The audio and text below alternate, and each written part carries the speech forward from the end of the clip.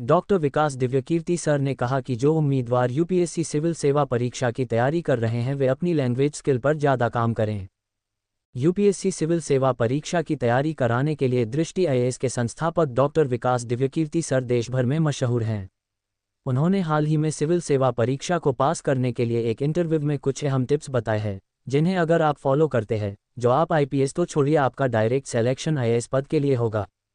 तो आप इन अहम टिप्स को ध्यानपूर्वक समझ लो और इन टिप्स को जरूर फॉलो करो। Tips number 1। सबसे पहले उन्होंने कहा कि अभ्यर्थियों को अगर ये परीक्षा पास करनी है तो उन्हें ज़्यादा से ज़्यादा लिखने की प्रैक्टिस करनी चाहिए। Tips number 2। इसके बाद उन्होंने बताया कि उम्मीदवार जितना लिखें उतना पढ़ें भी। इसके अलावा जो अभ्यर्थी घर पर रहकर ही परीक्षा की तैयारी कर रहे हैं वे एनसीईआरटी से अपनी शुरुआत करें।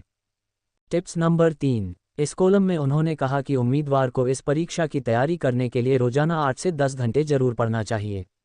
हालांकि शुरुआत में किसी भी नए उम्मीदवार के लिए 6 से 7 घंटे भी काफ़ी है। Tips number 4। इसके अलावा वे जितनी ऑथेंटिक बातें लिखना और पढ़ना सीखेंगे उनके लिए इस परीक्षा के आंसर लिखना और इस परीक्षा को पास करना उतना ही आसान हो जाएगा। इसके अलावा वे जब आंसर राइटिंग की प्रैक्टिस करें तब वे ध्यान दें कि वे आंसर में ज़्यादा से ज़्यादा फैक्ट लिखें, हवा में बातें ना करें। साथ ही आप किसी भी एजुकेशनल बैकग्राउंड से हो, इस परीक्षा को पास करने के लिए सबसे ज़्यादा ज़रूरी है कि आपकी लैंग्वेज स्किल्स अच्छी हों। अगर आपकी लैंग्वेज स्किल्स अच्छी हैं तो आप बिना कोचिंग के भी इस परीक्षा को पास कर लेंगे। वैसे भी हर साल बहुत से अभ्यर्थी बिना कोचिंग के ही इस परीक्षा को पास कर ऑफिसर बनते हैं।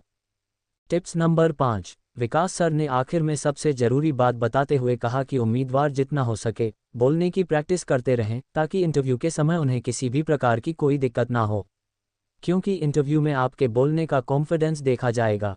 इंटरव्यू में ज़रूरी ये नहीं है कि जो आपसे क्वेश्चन पूछा गया है आपको उसका आंसर आता है या नहीं, ज़रूरी ये है आप इंटरव्यूअर्स को कैसे हैंडल करते हो।